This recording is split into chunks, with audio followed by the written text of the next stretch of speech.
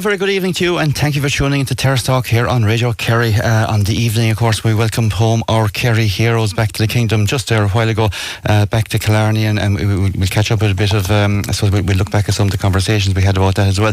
No Sam this time around, unfortunately. That seat was empty on the train, but I suppose, plenty to be proud about all the same, plenty of great memories experienced throughout the year.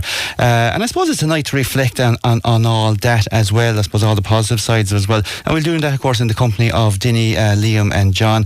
And of course we'll be looking back, I suppose, at yesterday's game with the help of your comments. And I have to say, on a normal night we have a lot of comments, but God knows we have thousands of them coming in at the moment in all shapes and sizes.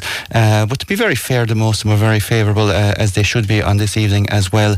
And we'll be airing some of your comments there later on the show. Ivan, of course, was out in Killarney, but Keane is on the desk on the phone. He's taking your calls and comments at the moment as well, and get them into us 066 712 3666, and you can text us or WhatsApp us on 083 300 3300. As I said, the homecoming, I suppose, in the Glebe car park just about maybe 15-20 minutes ago, finishing up there.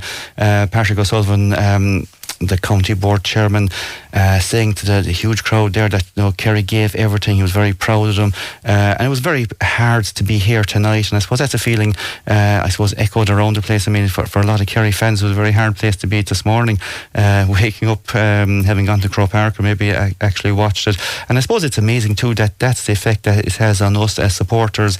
And I suppose with that in mind tonight, we'll think of the players and the managers and the management and their families and their clubs and their friends, and I suppose all the good nights that they've given us, not tonight, I suppose, on that occasion with no Sam Maguire. But again, I suppose it's time for closeness. It's time for support as well, and hopefully we will get around our Kerry team. Jack O'Connor, of course, appreciating the huge turnout as well. And he using the word pathetic fallacy. That's a word I haven't heard in a long time. I was going to ask my three boys here, but I don't think between them they'd even Google it in time. But pathetic fallacy, it's a lovely term. It's the mood of the weather, it's the mood of emotion of people, of course. And he said it was a sombre mood, and I suppose that's a fair point. It's a sombre mood. And Jack, of course, saying, for the sake of our great captain, we wanted to get him up the steps. And David Clifford is our great captain, our great leader on the field of our great team. Not up the steps on this occasion, but there's plenty more occasions to be looking forward to that. The three lads are here as well. Fantastic to have you on board. Liam, I suppose this time last year we were as giddy as young goats around the place, and we couldn't wait to get out, and the colour and the whole lot. It's amazing what 12 months can do in the sport that we love. It does, I suppose, Donal. Looking as the dust settled this morning when we all got up, and I suppose a lot of us watched the game again last night after coming home, and on true reflection, I suppose, look, there were two of probably the best teams in the country, and I think they gave us one heck of an entertaining game yesterday. We are leading up to it all week. We were all kind of saying, look, it is going to be a humdinger of a game, and I suppose our hearts were really kind of saying Kerry, but I suppose, John, we were kind of saying, we discussed a lot of discussions, our heads were always, we were fear of Dublin, because we knew what kind of a team Dublin were, and it kind of came to the fore yesterday. They probably were the better team yesterday, even on stats wise. I was looking at a few of them there as well. They had the perfect match really. Their kick-outs were 100%, their frees and their 45s were 100%. Everything kind of fell into place. Tactically they did very well as well, and I thought, and we'll discuss it more later on, I thought they matched up very well with us. They pinpointed our main fellas, and they went at him. Not only David, I was watching Paddy very closely as well. Got on a pile of ball, but when Paddy gets the ball, he's a player that looks up and he wants to hit that pass inside. There was times when there was Kerry players inside, but he just didn't have the time to put it on the leg to kick it in. They were hunting in packs. They did the same to Gavin White when Gavin made that run. Even when he did get away, he was met with a fella with a shoulder. They wore him down. They targeted areas where we were strong, and you've got to give credit to Dublin for that. But look, we are a young side. We'll take the positives out of it. All year we were probably here. They gave us a great year of talking about it and excitement and everything. There's no more hurting than the team and their families. The lads here will tell you beside me. I know John hadn't lost too many All-Irelands, but at the same time, you put so much time and effort into it, and your whole life is conceived in it, and when you come off a loss like that, it's very hard to know. So, and look, I suppose there was big talks about the homecomings and why you didn't come to Tralee. It's very hard on the players, and I think we got to keep that in mind as well. But they deserve a lot of credit. They got us to an All-Ireland final, and I think this train journey is already starting for these fellas. Mm-hmm. God, I might you ticked every box there, Liam, didn't you? And God, you handled it, Tralee. John and Dinny can go away home now if they want to. Yeah. We've plenty of comments, of course, on Tralee. We'll chat about it later. John, the same question to you. I suppose 12 months ago, it's amazing how, I suppose within 12 months, we had great mood. We couldn't wait to get out of the place last year. We was over in Kearny. We had Niall Botty, introducing all the crowds, and everybody was kind of up for it and the whole lot. Jack describes it as a sombre mood. I suppose he's being fair about it. Sombre is probably it. But it is difficult as a player, as somebody who's put so much time into it, as a manager, as a management team, even as the families, to wake up this morning. There's that kind of raw feeling there, isn't there? Oh, there's no doubt. And, even in the stand after the game yesterday, I never saw more Kerry supporters sitting down, gazing into nothing really. Flat. On the way down last night, going in for a bit of grub, it was just, they were deflated, the Kerry supporters, and no real criticism, being honest. And usually we can be critical, but no, it was just, look, Dublin, like Liam said, that little bit better. We had chances, we didn't take them. But I think, look, you have to give credit to Dublin. Mick Fitzsimons was quoted today saying that the management team shipped a lot of criticism. Mm-hmm. They looked at their setup, not good enough to win All Ireland. We need the boys back. And what a contribution. Cluxton, Paul Mannion, McCaffrey, what a contribution they made. And I think the last piece of the jigsaw was Pat Gilroy. But having said that, as good as they were, they just got over the line. And it's an empty place to be as a player today, and it will be for the next few weeks, because there'll be a lot of regrets. If we did this and if we did that, ifs, yeah. And narrow lines. A lot has been said about Gavin White's pass was intercepted. Tom O'Sullivan had a shot that didn't normally go over the bar and went up in the air. David Clifford had a few days like that. Every player had them. Mm-hmm. And they will continue to have them. But look, what a year we've had. We got to the All Ireland. We went to the line with Dublin. And, with 70 minutes, we were level. And we just didn't get over the line. But look, well done to the boys. I suppose it's hugely disappointing. It's another line victory and defeat, but what a difference defeat is. And it's going to be there's going to be a bit of soul searching. But fair play to Dublin, they created history. 9 All Irelands. I suppose we spoke for years about the boys in Kerry that had 8. We said would never be equalled. It has been surpassed, and that doesn't happen by accident. Mm-hmm. You have to have a great team. You have to have exceptional players, and Dublin have that. Yeah, as the previous Kerry manager said, you don't win All Ireland medals in lucky bags, No. That was Peter Kane, of course. Come here, staying out of the lucky bag for a while, Dinny Long. Before we go into analysis, and we'll go that later on, I suppose, into it. As a player, as a former player, won an All Ireland, what's the defeat like when it's taken away from you? When you were here last time, I remember we had a great conversation, and it was about the people coming out in the field and the shaking hands and the claps on the back, and you were saying the job was done and the people came out and it was like the end of the year, and it kind of was the perfect circle in a sense. You'd done your training, you won your All Ireland, the club man was out behind you, fair play, job done.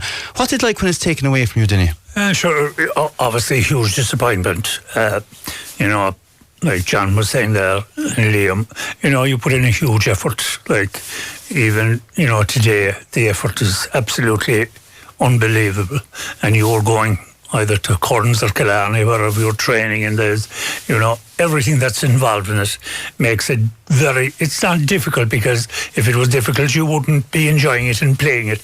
But obviously, the pinnacle for every player at any sport is to be the winner. And I suppose in modern Ireland and modern society, coming second is... Nobody wants to become second anymore. It's very difficult. The only thing I would say is that, Kerry are so used to success. If it was any other county today that had won last year's All Ireland, they'd be saying, sure, we won last year and, we might win again next year. But Kerry want to win every year. And I suppose that's why they've been so successful. But the players, of course, and, their families and their brothers, sisters, everybody, you feel... I suppose it's like being nearly getting a bullet in the head. You're reeling for maybe a week or 10 days. It's not easy to take it, even down the grades at lower level, whether it was junior or minor or under 21 or senior. But obviously, after putting in the effort they put in, I suppose they played a part in a good game, which was physical, tough, hard knocks taken, hard knocks given, and at the end of the day, 70 minutes, it was level, and 76 minutes, you were beaten by 2 points. So it's not easy, but sure, that's the way it is. Somebody has to win and somebody has to lose. Unfortunately for Kerry, it was Kerry this time, but I think they can look forward. They still have the bones of a very good team, and Kerry will always be up there contesting, so it won't be too long till next year comes around again. Mm-hmm. And of course that is the beauty, next year will always come around. Can I read you out I suppose there's a comment made by an inter-county manager. I'm going to say former inter-county manager, but of course he's still an inter-county manager, and he says it was a fitting end to the season. The two best teams in this country were playing in this final and took it the distance. They took it until the 76 minutes before we knew the outcome of who was going to win this game. That's quite well summed up. What inter-county manager is that? What does it sound like? Then you probably have a better guess. It was Mickey Hart, was it? Fair play to you, Mickey Hart. Lads, you can go home. Did you was watching BBC, was it? Were you watching BBC? BBC. Everyone else was watching RT.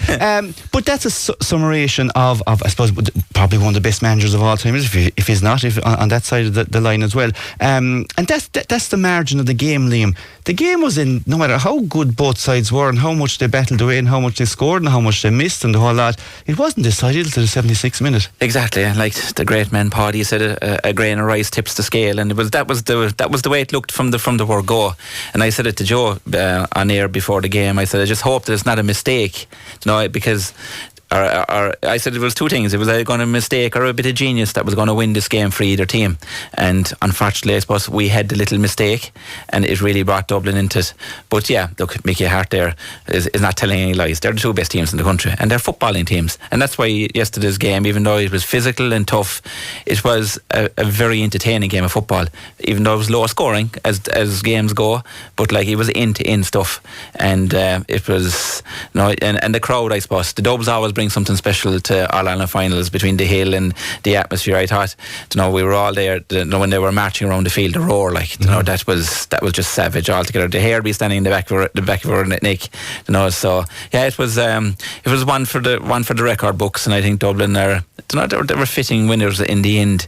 I suppose when you add it up and when you sit back and you really analyse it, they just tip the scale in their direction. Mm-hmm. Of course, I suppose that's the truth. I mean, when people will, I suppose, sit down and examine it. But John, when the Kerry management will go back and examine it, and all teams will go back, and that's what they're there for. I suppose they'll leave it rest for a day or two.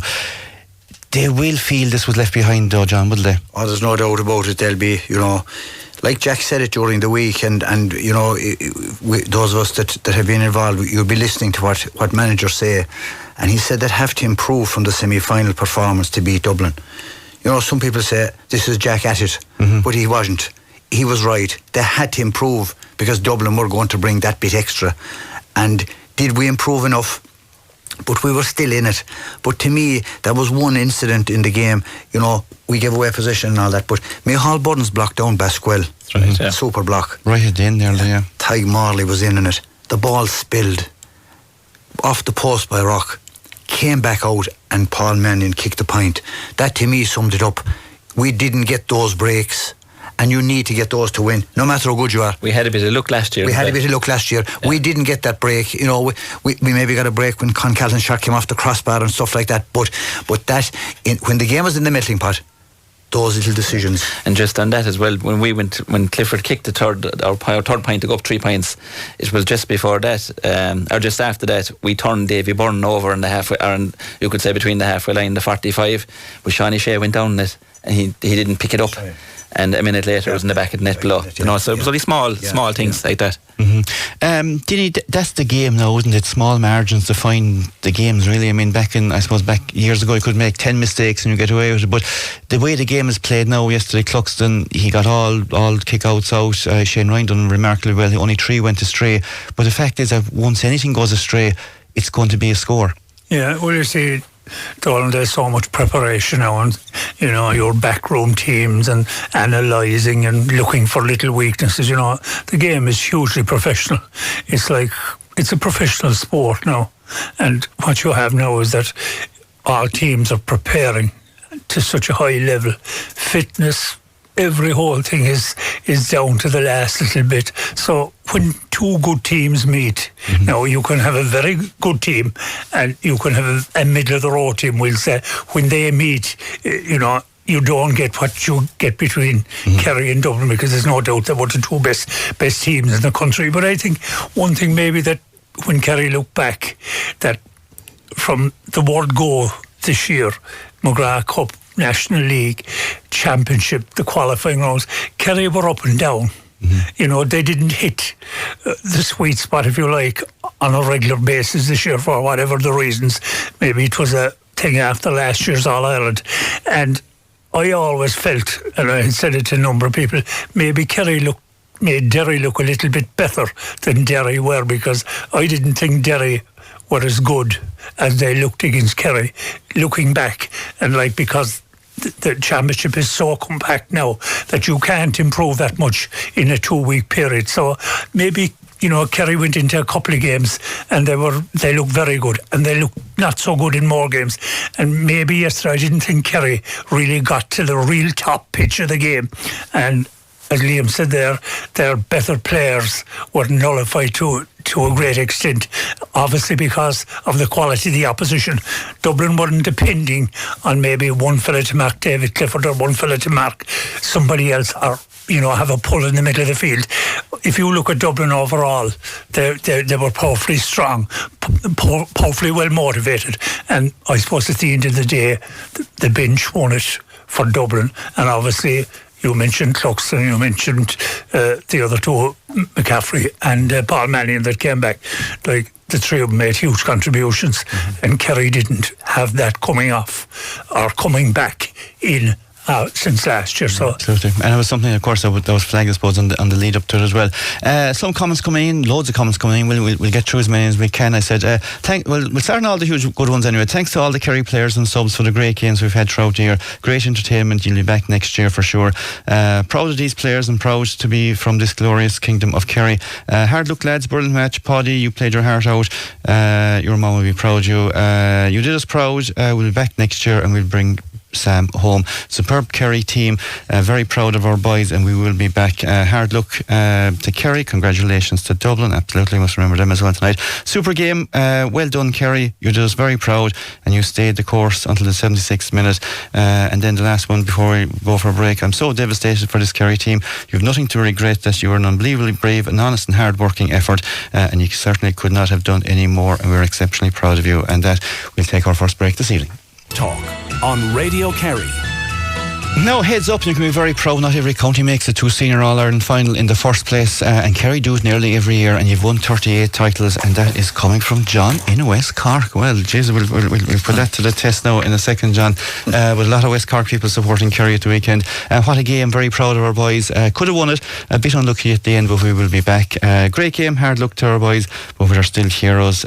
Great game, it could have went either way. Total respect for this great Kerry team. Unlucky, Kerry, always a great battle between us and yourselves. This is coming from a Dublin caller actually, and we will see you next year. And then in the middle of it, why is the Kerry team not arriving in Tralee? Liam, you brought it up, you answered the question. No idea, but I know that the players, you know, if you're a player, I suppose, look, I know they have to come and thank the fans and all that, but I think one homecoming is enough, whether they decide Tralee or Kearny. But I do think the players would be I think it'd be very hard to ask the players to come to Tralee and Kearny after losing an All-Ireland final. Yeah, I remember years and years ago I was in Kilkenny. Obviously I don't know what I was doing down there in September, but Kilkenny had lost the All-Ireland. They returned home, and Cody had lost, and he didn't lose too many of them, but he lost some of the early days anyway, and he got up on the stage anyway, and there was a huge crowd. It was inside in the car park. It was Dunstores or somewhere like that anyway. It was absolutely mobbed, and he'd done the whole thing and, you know, thanked them all and great. But he finished with something that was the law stick in my head. He'll say, he says something like, it's great to see a crowd when we win an All-Ireland. He says it's great to see a crowd when we don't win an All-Ireland, he says.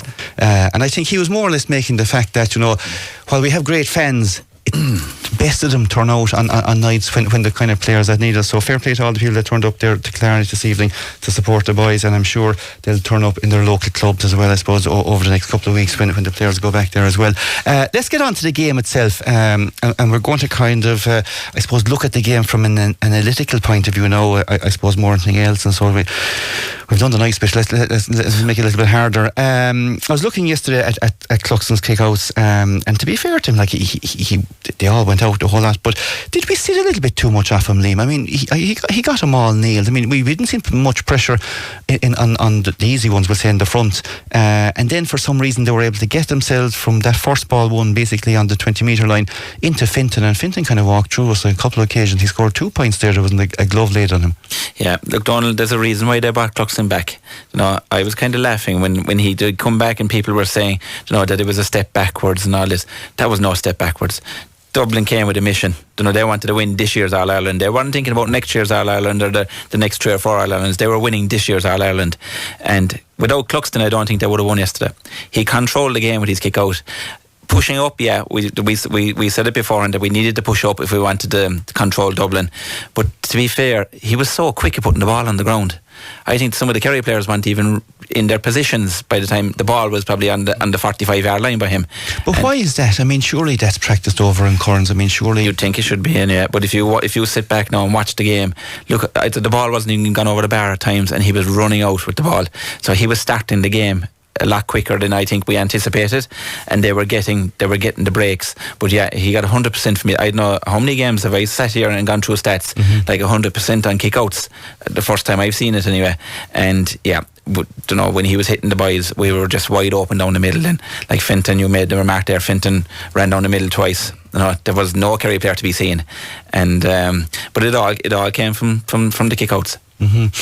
John, I suppose we're talking about different players having different effects and the whole lot. The flying doctor, let's talk about him. I mean, McCaffrey coming off the bench. I mean, he kind of came at an unusual time because we hadn't conceded the goal. He was kind of walking up down the sideline. The Dubs behind me were all excited because they're going to run the life out of us. But he certainly had an effect after the goal, didn't he? I mean, he won a couple of frees. He's strong running. We knew this was going to happen, but we didn't have an answer, did we? No, we didn't. And you're right. The first thing was he got the crowd going the minute he came out to warm up. You know, that's the impact he has. That's the respect he has from the Dublin supporters. And the one thing about Jack McCaffrey is there's no back player with Jack. Jack is on the front foot. Yeah. He goes forward. He breaks the tackle. You know, he takes on the defence, draws the foul, but he's inspirational. Like, even the point he got was brought back for the free, but like he kept going. He was on a mission, and you know, he has that ability, like Evan White for us, but his impact was huge. And when he got possession, he didn't give it away. He used his experience. His deliveries of the ball was excellent. He gave one particular diagonal one into Paul Mannion. It was just inch perfect, but he had a huge impact. But we always knew that the Dublin bench, they started Kieran Kilkenny, but the Dublin bench would have an impact, and Jack McCaffrey had a huge impact at the right time, I think. Didn't he, for far too long, I suppose, when we were playing Dublin? I mean, everybody kind of knows it's in the final 10 minutes that we kind of weaken and wait a small bit. Unusual enough to wake up this morning to actually consider what happened in front of us, but Dublin now scored us 7 points to 2 coming down the track. I mean, that's a huge spread. Yeah, you know, it's only when you know that it exactly happened. 7 points to 2 was a huge difference, particularly in an All-Ireland final and particularly in a game that was so tight and that you were involved on very tight margins. So I thought myself now, funnily enough, that when Kerry conceded the goal, and there was a bit of luck attached to it, because in fairness to Paul Murphy, when he made a great effort to block it, but the pace on the ball maybe and whatever else took it away from Shane Ryan as well. So there was a small bit of luck, but you need luck. But I didn't think the goal had as big a bearing as people were saying after the game and today. When Kerry went 3 points up again after that, that was a big time to go 3 points up, and I think Kerry got too conservative. They kind of were afraid to make a mistake. If you know, that's me looking at it from the outside. So I thought maybe if Kerry pushed up on the kick out like they did in the last 10 or 15 minutes against Derry, I think they may have had more success. And like you said, 7 points to 2 is huge in a game where the scoring was quite low, because on the 36 minutes or whatever it was, just at half time, the score was 6 points to 4, and then Kerry got a great goal, which should have given them a big boost. But 7 points to 2, Kerry certainly would have to look at that again and see why they didn't do better in that last, I think it was 53, their last score came. So that was a problem in a game that was going to be decided by a point or two. And of course, Liam, it I suppose, for all the people giving out, I suppose, and there's thousands of them about how the forwards weren't scoring, we have to take a nod to defences. I mean, for some reason people think defenders shouldn't exist in any game. There should be no good full-backs or cornerbacks or wing-backs. It should be all about the forwards, like John Kennedy or soft frees and soft points and the whole lot. But it is about defenders, and it's about good defenders. And the one thing that stood out for me yesterday above all else was how good our defence was at scrambling. And John tipped there, even Burns came back and he blocked it, and it was a fantastic diving block. Spun out, Tyke Murley had it in his hands, it dropped, Diarmaid O'Connor had it. Next thing, it should have went over the bar, and Shane Ryan jumped a foot above the bar to knock it off the whole lot. Our scramble defence was brilliant, I thought.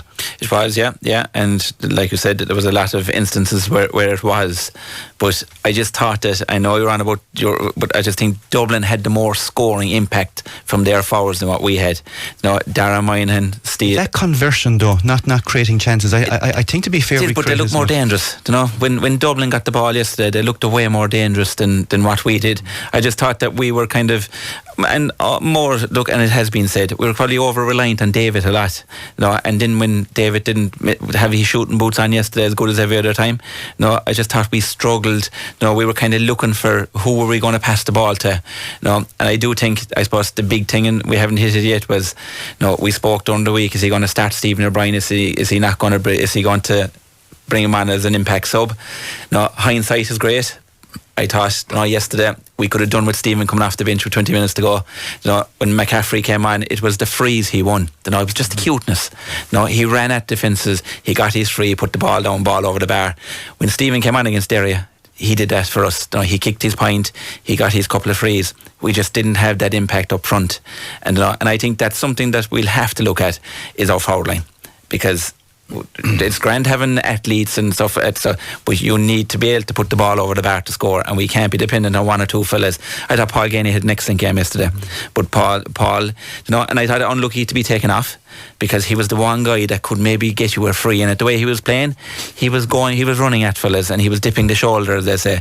But I suppose the legs were kind of going him, but at the same time, the fellas that were coming on, I didn't think they had that in their capacity of doing it. Maybe win a handy free and stuff like that. So I think that's something that's really stood out for me, that throughout the county championship and hopefully throughout all the championships this year, that we could get a couple of guys that can dip the shoulder and go at fellas. The same as Stephen O'Brien can do it, the same as McCaffrey can do it, Gavin White can do it.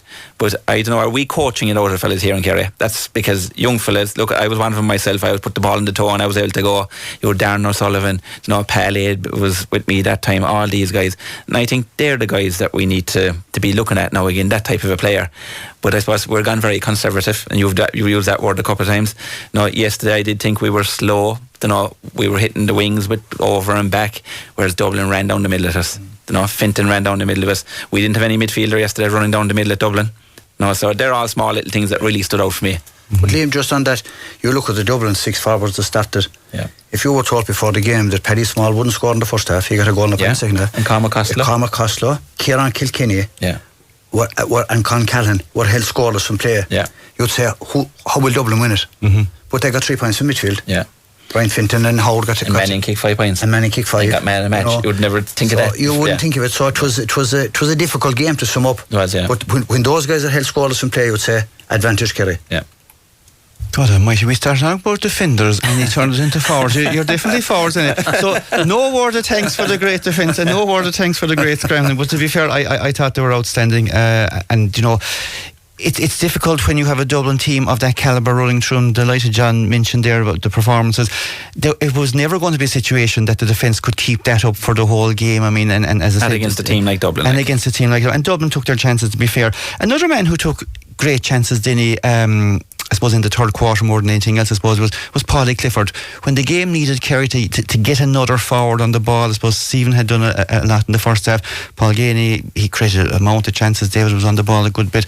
But Paulie Clifford, 3 points from play in an All-Ireland final, playing in a half-hour line. That in itself is an outstanding achievement. Yeah, he, for a 20-minute period there, I think roughly, it looked like he was going to beat Dublin on his own. That he took the game.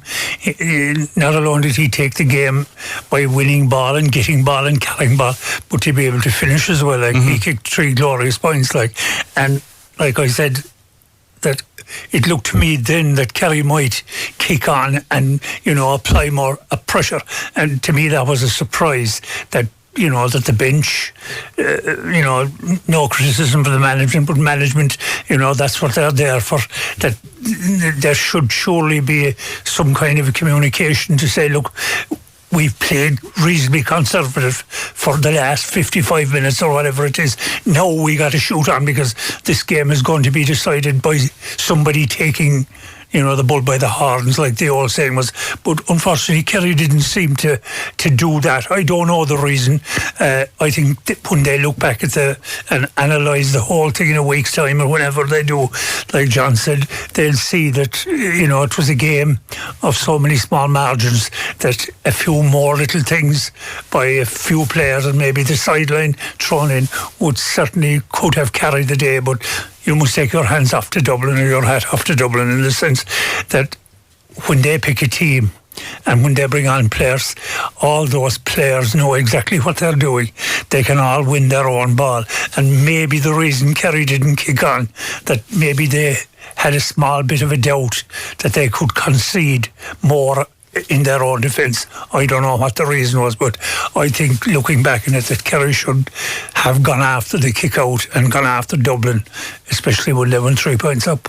John, will that point haunt Kerry, I suppose, in the next couple of weeks? We were up 3 points twice in a game that was very tight. Having played conservatively or having played kind of maybe at Dublin's pace or maybe we that was the pace that we wanted to play with, because obviously maybe we were trying to protect some of our players to get a little bit more off them as well rather than take them off at half time. But in the cold light today we were up 3 points twice in that game. We were, yeah, and it was, you remember, like Dinny said, when we went up 3 points the second time, you would be confident enough, but at the same time, we wouldn't go on the 4, we couldn't just get away, and there was an awful lot of mistakes on both sides, ball spilling. Dublin seemed to get the edge, and it was proved by 7-2 in the last 15-17 minutes, but it was, as I said a while ago, it was typical of the Michael Buttons block down, the ball bobbling around, came off the post, came back down. Could Shane Ryan have caught it, flicked it out and ended up with a score? That to me summed it up, but Dublin, the hunger by Dublin and their leaders came to the fore, Finton, McCaffrey, Mannion particularly, and bringing on Dean Rock, and a very important score. But there was one incident apart from the block down by Micheál Buttons. It would have to be the alleged free for David Clifford. Right, yeah. Mick Fitzsimons ran straight into the umpires, protesting. Kerry were in possession. Ball came back out. He gave 2 yellow cards and he hopped the ball.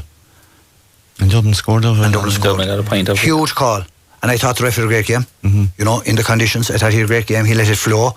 But that was a huge call. He tried to let it flow, but there was a couple of big things. Yeah, before we get to them, because we'll take a break in big things, I wanted to do something else, of course.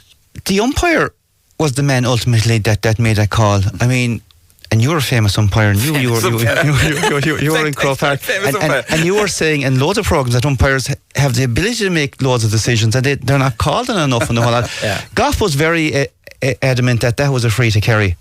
Yeah, but he changed it on the advice of his umpire. Yeah, usually what happens there, Donal, and like the defender is holding the forward, but the natural instinct then for the forward is to turn around and hold the defender, or maybe try to get away from him. So it depends what time the umpire looks at it, and then usually what happens is the two of them are at it. No, that's. I can just picture what he said to the two of them are at it. So Goff is going to come out and he's going to give him 2 yellow cards. But 90% of the time, 95% of the time, it's the defender that will pull first. And then the forward will either try to pull back, try to get away from him, and then the umpire sees the two of them are at it. And to be honest, there was a lot of pulling and dragging between the two of them all day. So it's. But you would have to say, Liam, most of the pulling and dragging was on the Dublin side. Oh, was on the Dublin side. Fitzsimons played within the rules, but he was clawing at Clifford all day long. But you can see that in their warm-up video. You can see that. See the video on the warm-up on Twitter. They were doing the exact same thing in their warm-up. They nearly went to war with each other in the warm-up, which was good. Look, after the break we have loads to discuss, of course, with David Goff. We have loads of comments. When we come back from the break, we're going to fly through 5 minutes. Radio Kerry. Now you're very welcome back, and we'll fly through some of those comments because they're absolutely flying in. And I'm going to read the first one because I totally agree with the listener here. Liam, it starts with, how can Dublin be 100% on kick-outs? We developed the template for cracking Cluxton, and to be honest, I think the Dubs cracked Ryan more, and we hardly laid a glove on Cluxton, signed off, heartbroken like we all are. Congratulations to the Kerry senior ladies and the management on a good win on Saturday and continued. Best of luck up the kingdom, and well done to the Kerry senior team and management who brought so much joy to their supporters all season. That's Dermot and Margaret Ann down there in Two-Stis, and just after 7 o'clock this evening we'll be catching up with Dan Carey there discussing that. Dear Terrace Talk, I was sceptical when the name of the referee was named. Question, why was a referee from Leinster nominated? Question mark. So there's a couple of questions here. I'll fire this one at you, Liam, because you're good with the old referees. Surely there are eligible referees in Connacht or Ulster. 2, James McCarthy was fouling a Kerry player, surely merited a red card. And does the panel have any views on my comments? Well, John from Kilcohen, I'm going to ask 2 of them for views on your comments because Dinny gave me his views on those comments earlier on anyway. And I'd say yourself and John from Kilcohen, you'd be great friends. Let's get the referee one out of the way, Liam. It's a Leinster reffing a Leinster team, reffing a Munster team. It's a Leinster ref in David Goff from Meath, who's reffed a couple of games before. A lot of Kerry, I suppose, supporters in the run-up didn't want him there, didn't wish for him to be there and the whole lot. But that's not the system. The system is the best referee there gets picked for the All-Ireland final. Or should it be changed? I wouldn't agree with being the best referee. I have a couple of points in that. Basically, if you watch the FA Cup final in England, it's a soccer. It's a different. But you only get one final. That's it. You can only do one final. In football, there's referees out there who've done 4 and 5 finals. We'll never improve. The system is wrong, really, for the referees. So you would prefer a bad referee to ref a final? You will never improve a referee. You will never improve a referees if you keep going back to the same fellas the whole time. We have fellas there, Morris Deeg and all these guys that have done 3 and 4 and 5 All-Ireland finals. You're not going to encourage referees because they're not going to do it. My second point would be is that with all the technology we have, and I've said this several times, for big decisions, why couldn't we go to TMO, up into the stands?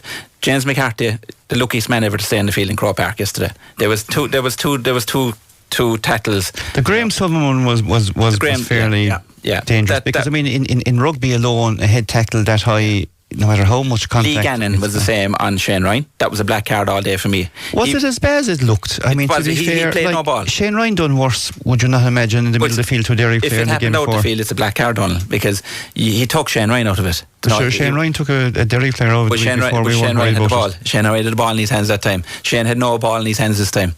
So he wasn't even looking at the ball. He was just looking at the goalkeeper and ran straight at him. So that's a black card. But they're perfect. I'm not saying that Goff, otherwise he probably had a decent. It looked to me he was trying to watch like the hurling referees, let it flow. Let it flow. He was letting it flow, but at the same time there was some tackles. John Kennedy, above and North Kerry, would you prefer a referee to let it flow or blow you for everything? I'd rather referee let it flow, Donal. So you thought Goff had a great game? The one he left it flow, but he got big decisions wrong. There was a few of them, but they are marginal, in fairness. And I'd agree with Donal. The one with Shane Ryan in the All-Ireland semi-final, people are saying, if it wasn't Shane Ryan, if it was the opposite way around, we'd be shouting, he should get the card. But the one that he called a free for David Clifford, we had possession. Mick Fitzsimons used his head and all the years of experience running in. His collar, he was putting his hand back to his collar, pulling. How did the umpire change the free's decision when he gave a free in for a tackle off the ball? Yeah, that's the big one. And then to decide, Dublin came down, and it's not so grapes. Dublin came down and yellow cards. I mean, it couldn't be 2 yellow cards anyway because he didn't, like Liam said, he didn't give cards for tougher offences outside, and he gave 2 yellows for pulling. But then you have Cormac Costello then, who hit Tom Sullivan, and a striking is a red card. Yep. He gave a free in, and that was it. He saw the strike. So an attempt to strike is nearly a sending off as well. So he saw the strike. So there was a couple of instances where I think that you should be kind of highlighted. They're all saying he had a great game because he left things flow. That's grand, but this is an All-Ireland final. Kerry could have been playing against a 14-man Dublin team. Did David Clifford not get a handy free towards the end with a bit of the jersey? He pulled the jersey. Pull the jersey is a free, Donal. So you jersey was pulled. We had watched it in the monitor at the time. His jersey was pulled. How much of it was pulled, like? But sure, a jersey pull is a jersey pull. It's like the soft free. If you go down the jersey pull route, sure, everything is going to be a free and everything's going to be a foul. And David had the ball. He was going towards goals. The pull of the jersey was there. You'll get that free. That's a free all day. Like, to agree with Liam now, to be fair, those 3 or 4 ones that he's after saying, and the one with the free and David Clifford, they are the TMO. Yeah, 100%. You make the decision. Should James McCarthy have gone? The rugby do it. Yeah. And we might have still lost. Yeah. But you define them. And there'll be no talk today about it. No talk today. Yeah, there'll be no talk. Now let's move on to another one here by Mossy. And it's a good point. I wanted to get to it as well. I will fire to Dinny, of course. Hard look to the Kerry on the loss. It was nip and tuck all the way. It could have gone either way, to be fair. A game of high intensity and physicality. Pulling jerseys aside, I'd also like to congratulate the Dublin team, and especially the 3 that made the 9 All-Irelands. I also want to condemn the abuse David Clifford is getting online from the keyboard warriors. That lad under tremendous pressure with the last couple of weeks, and we will be back. It's something that's creeping into our game and our society big time. The abuse on social media. Obviously you don't have a Twitter account, do you? No. Fair play to you. Stay off with it, or you want to know. Not into that kind of thing. Good man, fair play. But to be fair, or not to be fair, I suppose, there is an element of our society within the Kerry J supporters who really should just pack the bags and go, really, because some of the abuse that was hurled down from where we were midway through the half and on social media against some of our players, and in particular our captain on this occasion, it kind of brings a dark side to meaning supporting a team, doesn't it? Yeah, because, the thing, exactly what you're saying is totally wrong. It's wrong on several counts. These guys are giving great enjoyment and giving great service, and Kerry people all over the world love to go to see Kerry play. That's only natural. But I think that, social media, I know nothing about it, but I know enough in the sense that I hear people talking a lot about it, and for anybody to come along, and hide behind that kind of thing and so on and so forth, and maybe whatever they can do, I think that's very unfair. And I think, 99% of Kerry people would be totally against that, and 99% of people involved in the J would be totally against that. And I think those people, I don't know, I suppose you can't ignore it in the sense that 'tis there and everybody looks at it or whatever way they do it, but 'tis very unfair because, nobody that ever played for any county or ever played club football went out to play bad or do anything. Only you go out and you play, and if there's a fella better than you, he's better than you, and you might get no kick for the day, but you didn't go out to do that because you train hard to be as good as you can. And if you go back to the game yesterday, there was great entertainment for people at home and people at the match. So these players on both Kerry and Dublin and all the other, they deserve great credit for putting up the kind of performances they put up yesterday.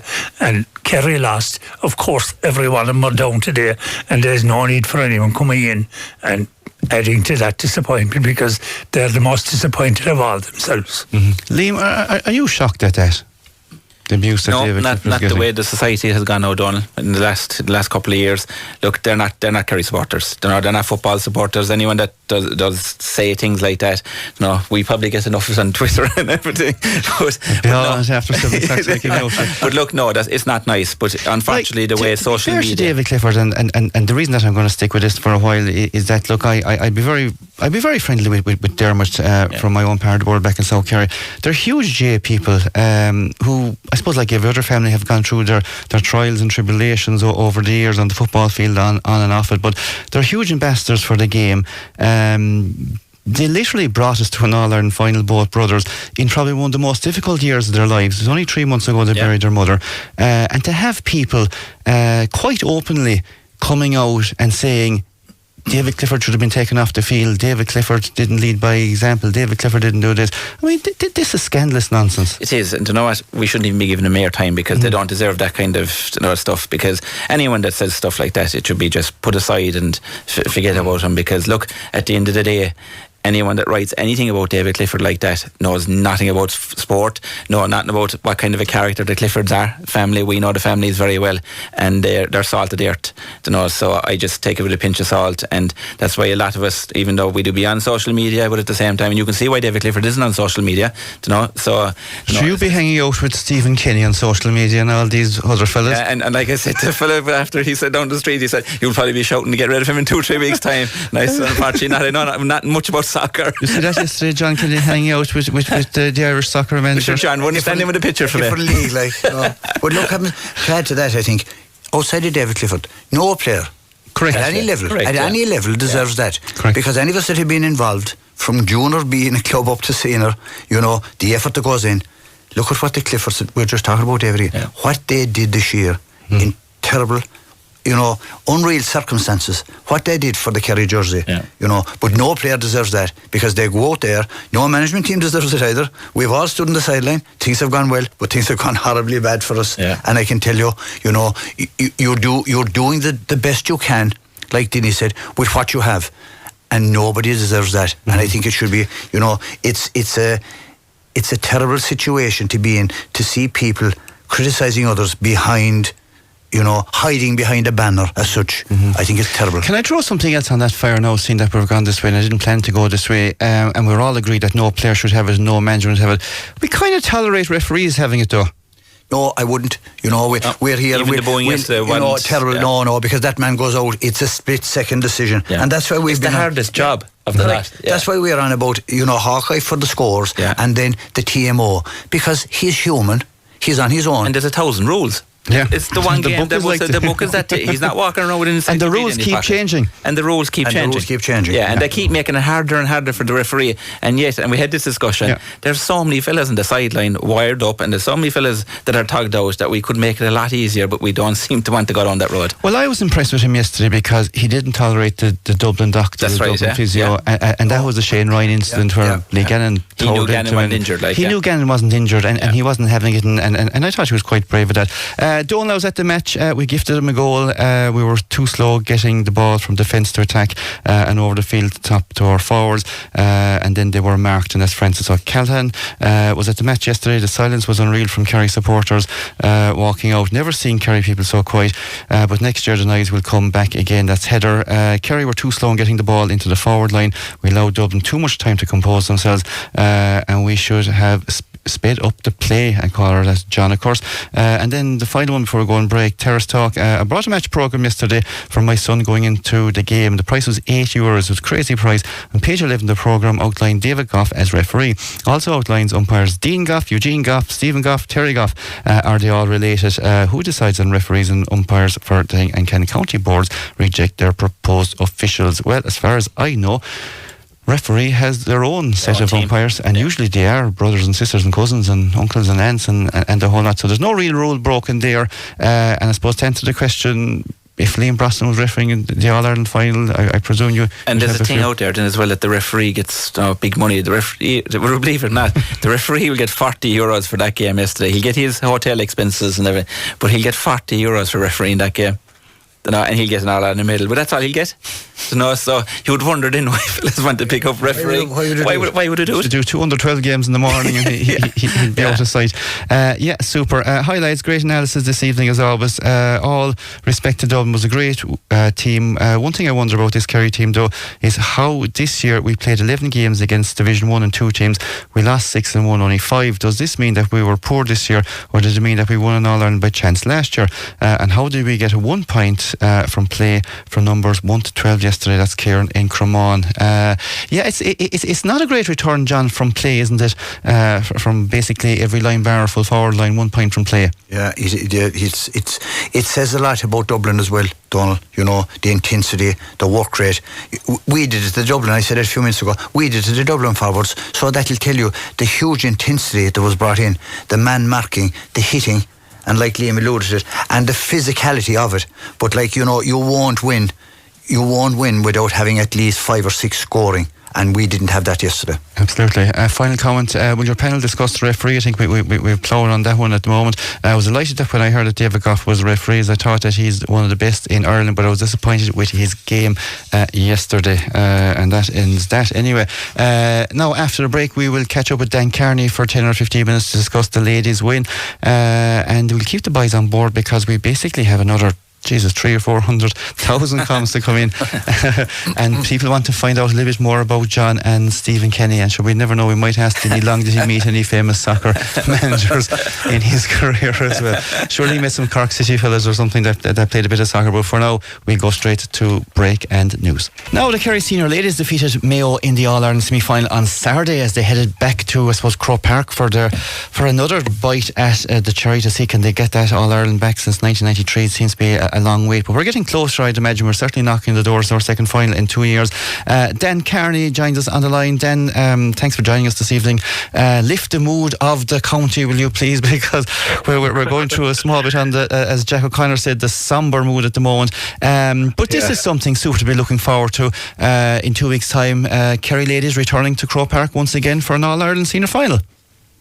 Yeah, and who await them but Dublin, and, you know, I suppose it's the perfect antidote to yesterday, in the sense, like, you know, that we get another bite of cherry against Dublin, and you know, Kerry will be going out there, like, I suppose they were favourites going into the game yesterday, Donal. You know, we were on Saturday, I should say, we were expected to beat Mayo, and, you know, we did the job, we did it, and we did it well, particularly in the first half. Kerry played some outstanding football. They had a bit of a breeze behind them into the town in there in Simple Stadium, and they made the most of it. And I suppose they had a kind of a purple patch there, a kind of a 6-minute spell. And I think was it 1-7 they scored in that spell. They got 1-7 in 9 minutes, and that's some shooting. Yeah, it's phenomenal shooting, and you know, that really knocked the stuffing out of Mayo, and you know, they kept it going. I suppose, look, Mayo had the breeze in the second half, and they got a goal, you know, to get back into the game. But, you know, Kerry held out. Kerry still scored 6 points in the second half, and they kept ticking over. And they, you know, the last 6 minutes, which is very important for this Kerry team, because they weren't doing this in the last couple of games. They scored 3 points to Mayo's 3 points, you know. And even if I can go to the very last point of the game, which Kerry scored, I think it was about 3.5 minutes to go, and you know, Louise Galvin, she won a great turnover. We passed it through the hands, and Danielle O'Leary, who had a really, really good game, I felt, for Kerry. She put it over the bar, so that was very important there to get the last score and to, you know, to have at that stage of the game, and you know, a very good win. And it's brilliant to be looking forward to the All-Ireland final in 2 weeks. And of course, it's a significant win as well, because it's done without our captain, Siofra O'Shea, who suffered that horrific injury, and she's out for a number of months. And so basically being favourites to win a game and get over the line, that was ticked, but to do it without Siofra as well was ticked. But she was there, she was in the dressing room, and she was around. She still will have a huge impact on the team in the All-Ireland final as well, being around that dressing room. Yeah, absolutely, and I think Louise Hurtig and you know, Dara and Declan, they alluded to it after the game, you know, that they did it for Siofra, like, you know, everybody was going out there, they felt for her as a team. You know, she was very, very much part of the team on the day, and she went in, and, you know, I was even talking to her mother, and she says, look, I said, you know, I was saying to her how disappointed, and she says, look, Siofra wanted the team to do it on the day. And they did, and they went out, and, you know, I suppose Siofra's a big loss. Danielle O'Leary, she came in there, did a great job. Murray Hurtig really stepped up, you know, she was outstanding. Hannah O'Donoghue stepped up, you know, hobbling around the place with her ankle, and she was still putting it over the bar, you know, really, really good. I thought Carmody was outstanding on the wing. Some for foot passing was excellent altogether, and Aisling O'Connell and Ciara Murphy in the backs there, and all through, really, like, you know, it was a very, very good, solid performance. You know, they didn't set the world alight, in fairness. They play good football at times. Yeah, there's probably enough there for Declan and Dara to go at him as well. I mean, it was similar, I'd imagine, to the Meath game where they ran up a good lead with the help of wind. They obviously got their scores. Mayo, I won't say they're self-instructed, but I mean, they're particularly in the first half. Laura Brennan couldn't get the ball even into the middle of the field. She had 3 or 4 out over the sideline, and Kerry were able to turn that over very quickly, and with results of scoring, which they haven't done in a lot of games. They certainly haven't scored that many points in that short of time. Even there, McCoslow got up the field and put over a fantastic point. So that's from the positive side. But from the point of view that, when Mayo did get the win, and they had a number of chances that didn't convert as well. So is it good to be going into an All-Ireland final, having been the favourites, beat Mayo, but still having quite enough to work on as well? Very much so, very much so. I mean, Kerry were far from perfect on the day. Again, some people, you look at the second half again, particularly Mayo kicked an awful lot of bad wides, and stinkers, ones you'd expect to be putting over at that level. And, from that point of view, you'd have to say, look, it's great. The lads have 2 weeks to work on. They saw Dublin after, of course. Dublin played Cork after, and that were absolutely phenomenal. Dublin played outstanding football in that game after. So that's an absolutely brilliant thing for Kerry to be going in. I reckon Dublin will go in as slight favourites, on the back of their destruction of Cork. So from that point of view, Kerry have 2 weeks to work on stuff. And I've no doubt that they will, and that they'll be ready for Dublin on the day. But like you say, far from perfect performance. But they got there. They got there in the finish, and they will have plenty to work on. But I'm sure they will. They were, and to be fair, we were nitpicking. They were very comfortable on the day ahead of time. Of course, the big game, I suppose, was the next one, Cork and Dublin. Everybody kind of maybe saying that either of these two teams would be a match for Kerry in the final. Were you surprised at the way Dublin handled it, and were you surprised at how easily Dublin won it? I was because I kind of expected Dublin to win it, all right. But it was kind of you wasn't too sure really, because Cork are decent size, and I thought they'd put it up to them, but no, Dublin just blew them away. They were much too good for that Cork team, and they seemed to be really coming into form at the right time. Jennifer Dunn there. In the middle of the field, I thought she was absolutely outstanding. She's a fantastic midfielder, Jenny. Yeah, she was really, really good. Hannah Tyrrell, of course, was leading the line. Carla Rowe as well. And they were very, very sharp. That was the thing about them. They had a girl there that really impressed me as well, Ella Gribben there at wing back. I thought she was bombing up and down the field all day. They were full of pace. So yeah, they just Cork had no answer to them. They kind of folded, they couldn't take it, and they're going to be formidable, Donal. And I think Mick Bohan has already fired the first shots at the two boys, saying that the Kerry are an over physical side. Is he trying to pick the referee for the game? Liam Brosnan wouldn't give it to the same referee as last year anyway. I hope there's a team out there then. I hope so, Liam. I hope so. I'll tell you, I don't know what he's that. I don't know, Mick Bohan. You know yourself now. Mick has plenty to say for himself. He's not shy of coming out with stuff during games and after games. And he, to be fair to him, he's kind of a mind games manager as well as anything else. He kind of protects the players, and he kind of goes in and takes the big punches. But I'd imagine in the lead up to this, and of course I suppose obviously with the Kerry and the Dublin men already playing, there's going to be so many different subplots, and there's going to be so much publicity as well leading into it. It can only be good for the game though. Of course, can only be good for the game, but I suppose just getting back to what you originally said there, Mick came out after the game and said Dublin won't be bullied again by Kerry, and that Kerry bullied them off the ball in Parnell Park, and that Croke Park pitch will suit Dublin much better. This kind of stuff that Parnell Park. I mean, awful nonsense altogether. Because I don't know what he's trying to allude to. He's trying to get it out there that Kerry are a cynical team or a rough team or something. Whereas, his own team yesterday, they conceded 35 fouls. On Saturday, 35 fouls, and only 12 of them were in the first half. So that was 23 times they fouled in the second half. And they, if anybody that watched the game, they were cynical fouls, So they're and even against Kerry that day in the first round of the All Ireland Championship.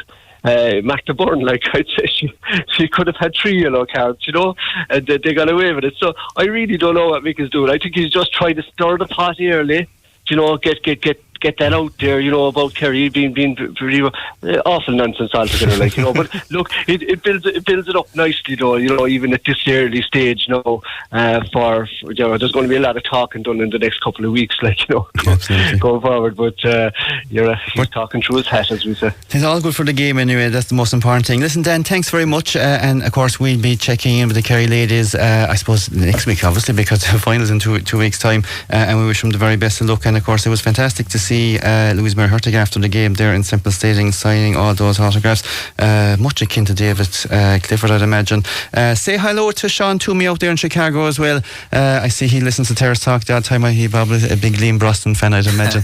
Dan Kearny, thank you very much, and we will take a break. He's fucking nice. Now you're back to Terrace Talk here with Donal Barry, and we have Dinny and John and Liam. I know we have a couple more fellas around the place as well. That's our Airmore award there, isn't it? Passionate J panel. Hello, gents. Congrats to the Kerry for getting us to another amazing All-Ireland. They were inches away from getting the right result. What does the panel think about umpires having Gough as their surnames? Thank Owen. Well, Owen, we went through that.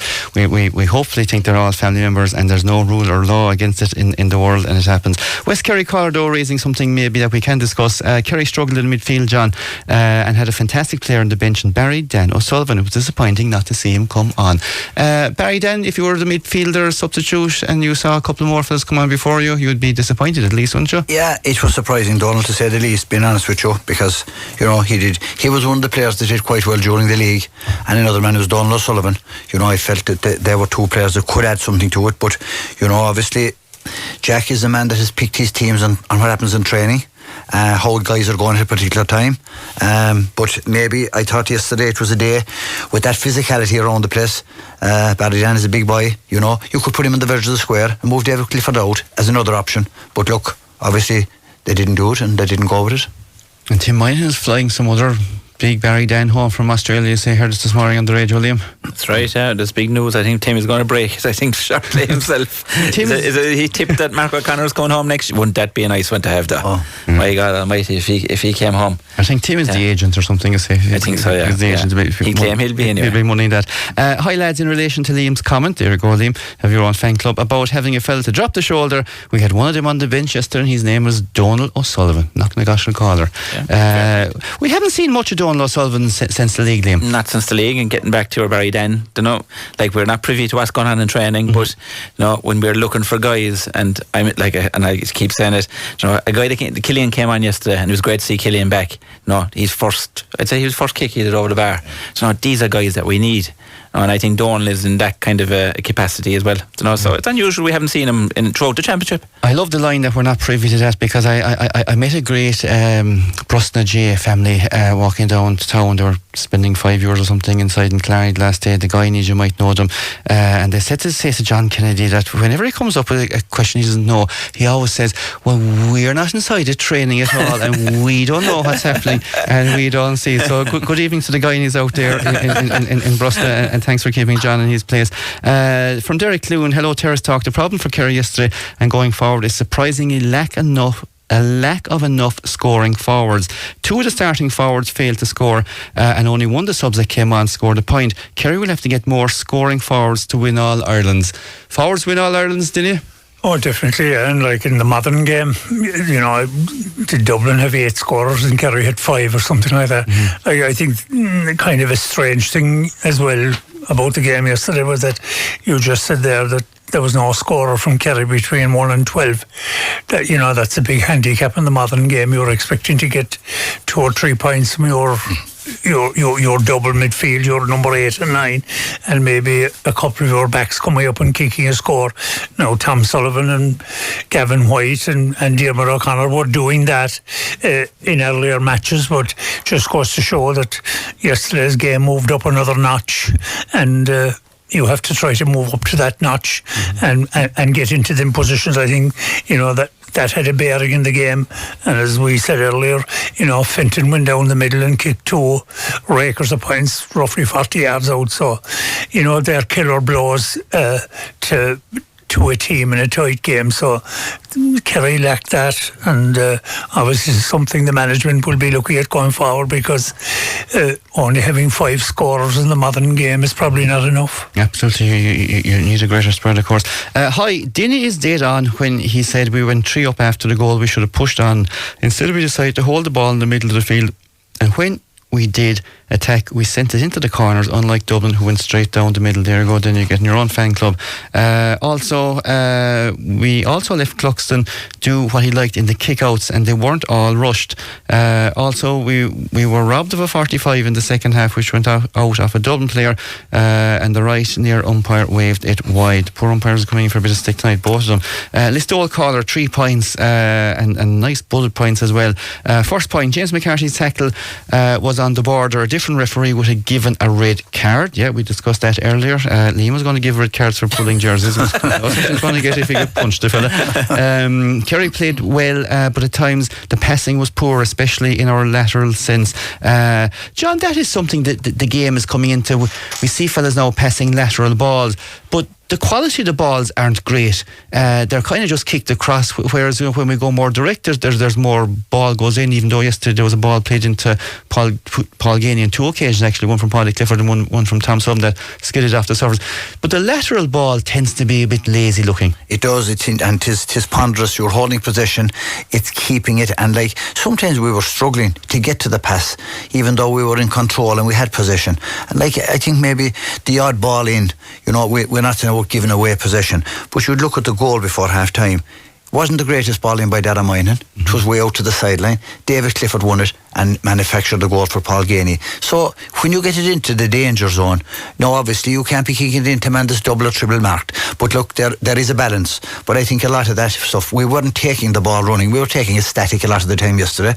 The opposite, Dublin were taking it on their own. They broke the tackle and they were gone. And that's why, the likes of Finton and Paul Mannion had great space and time to kick scores. And you can't give players of that calibre time and space, because they'll score them all day. Yeah, and the third point there from the Listowel callers, Barry O'Sullivan should have gotten a run yesterday. The conditions would have suited him, and I think that's something we tend to forget. The conditions in the second half, they were much different to the first half. It started to rain, it was slippy, Liam.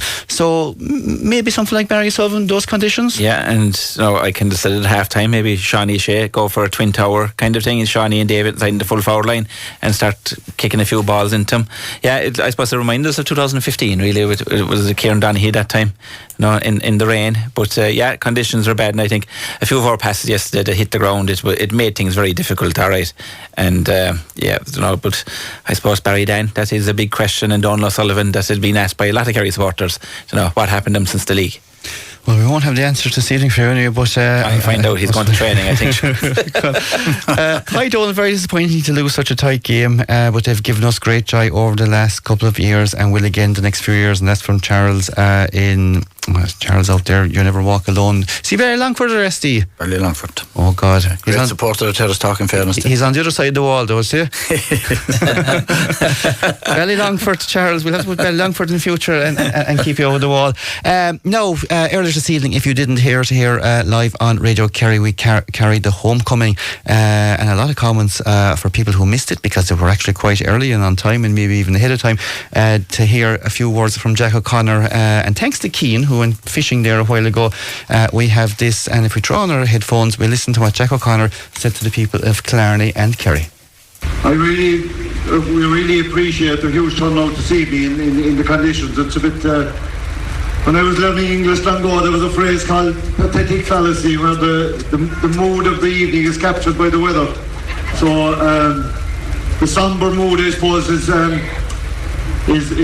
kind of indicative of the weather. The rain has come down, but we were hoping we'd be here in different circumstances, in a celebratory mood, but it wasn't to be. We were very determined and hoping upon hope that we'd bring back the Sam Maguire again, for the sake of the whole county, and particularly for the sake of the team and our great captain here, David, and all the Clifford family after the tough year they had. So we were very, very disappointed that we couldn't achieve that.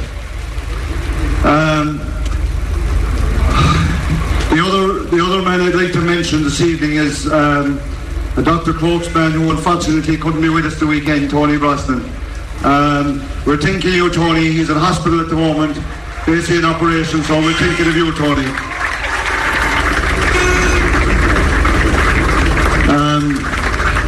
I have to say that your support this year in all the different venues here in Killarney, Páirc Uí Chaoimh, Portlaoise, Croke Park 3 times was much appreciated. You came in huge numbers. There was massive numbers for the Tyrone game and also for the Derry game, and huge numbers again yesterday. And I think you showed your appreciation for this team. They tried to hold on to their title. They went to the last day of the season. They went to the last hour. They went to the last minute, and they fought desperately to hold on to that title. But just unfortunately, it was snatched away at the death. So they're a great group of lads. I'm very sure that they'll be back again with renewed determination next year. So I want to thank you from the bottom of my heart for coming out to see me. It's not easy to come out in these conditions. It gives the lads a big lift to see that you support them through thick and thin. So thank you very much. We much appreciate it.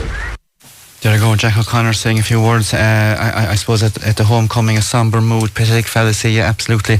I suppose it's the emotion, of course. It had to rain, of course, on the evening. And we addressed it at the start, Liam, how difficult it is for the team and the players and their families to come and face the crowd. But huge credit must be given to the players too, because I would imagine if I lost an All-Ireland, the last thing I would want to be is standing in the Gleam car park waving out. I probably want to go off and hide or whatever it is. But it's great courage on behalf of those players to first of all go up to get to the All-Ireland final, play their hearts out, wear the crest with such pride, and then come home this evening.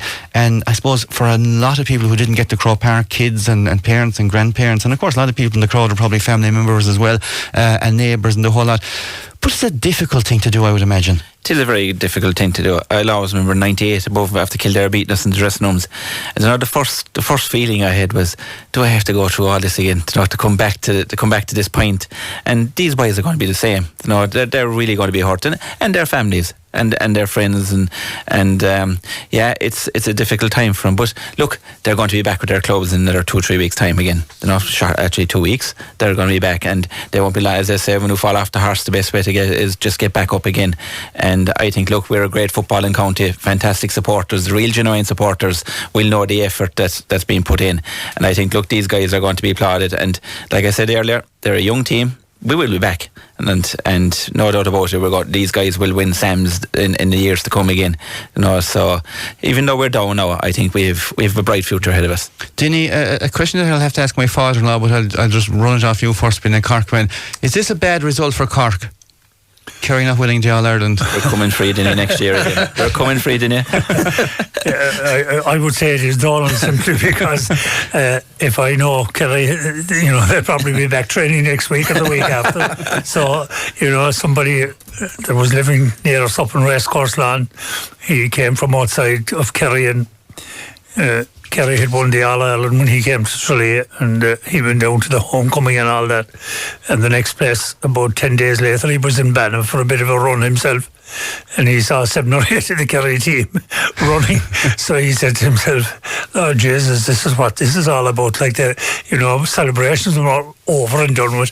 Next year was important. It will be harder because, Kerry would knuckle down like they always do and come back, and the goal for Kerry always is to win the All-Ireland, and if that goal is increased by being defeated last Sunday, then it makes it more difficult not alone for Cork but for the other 31 counties as well. Absolutely. John Kennedy, before we go to the break, we hopefully have a very exciting story after, and it links into everything that we're doing. But the diaspora, last year we were here and we were talking about how fantastic it was for the diaspora in Chicago or San Francisco or Dubai or wherever they were in New Zealand, that to feel proud, wear the Kerry jersey, watch the game, the whole lot. A lot of people out there are massive supporters we never meet, and they turn on Radio Kerry and they listen to the TV, or maybe, God knows, they even download Jago or whatever it is, but they support the Kerry team in various different forms. A lot of those people must be hurting as well tonight in all across the world. Oh, there's no doubt any Kerry supporter, would any team in an All-Ireland find this beaten, they have supporters all over the world, but particularly Kerry.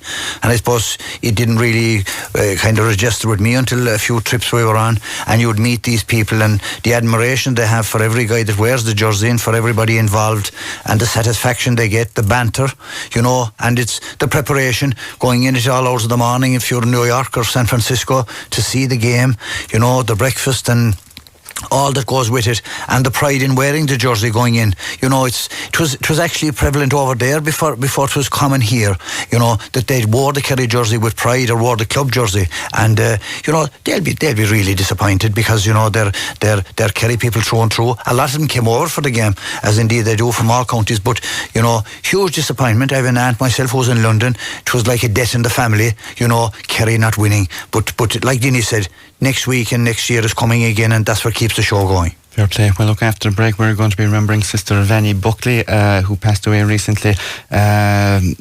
An incredible lady, a great friend of Wishy Fogarty's, of course, and we link that back in, and we'll talk to a gentleman that know well. But for now, we take a break. Keep the boys with us because we've a load of comments to get through, and of course, we're remembering the night. I suppose, as we said this time last year, we're celebrating this time this year as Jack put on it, their sombre mood. But I suppose the one thing about it is it brings the whole idea of family and people away from home and the whole lot, and loss as well, and so many great Kerry supporters out there. And of course, with that in mind, of course, we have to send our condolences to the Murphy family in Castle Island. I'd say at this stage, everybody in Kerry's after getting a medal from Vincent Murphy at some stage in the generations and the whole lot. A sad loss for their family, and such a poignant time of the year as well for them in All-Ireland final. Exactly, yeah. I suppose a lot of our listeners will know Vincent Murphy out there, 94 years of age. I was in with him Wednesday actually. Even John probably beside me there would know. Every county player would definitely know Jordi and Vince. And his beloved wife Mary, who I was very fond of, because I used to work there when I in national secondary school, my holidays and stuff like that. You got to try all the gear on. I got, and to know what, to this day I never had to buy a pair of football boots. Vince and Jordi always looked after me. One pair of them, John, for life. It was a very sad time. She went through a hard old 12 months. Vince has gone through a hard old 12 months. Like, he buried his son not too long ago as well, Fergal. So our condolences to Jordi and Rory and the whole family, because she was a very elegant woman. Not only that, she's knee Kearny from Abbey Dorney. So her brother Tom Kearny would have played hurling with the Kerry senior team, and her nephew, we'd all know Conor Kearny, the big Conor Kearny, played Kerry senior football for a while as well. So of course, yeah. So a big sporting family. Absolutely. And I suppose, to be fair, I suppose all Ireland finals brings up, I suppose, a lot of emotions for people, because it's the time of year, I suppose, we associate with loss as well, and I suppose there's plenty more Kerry supporters.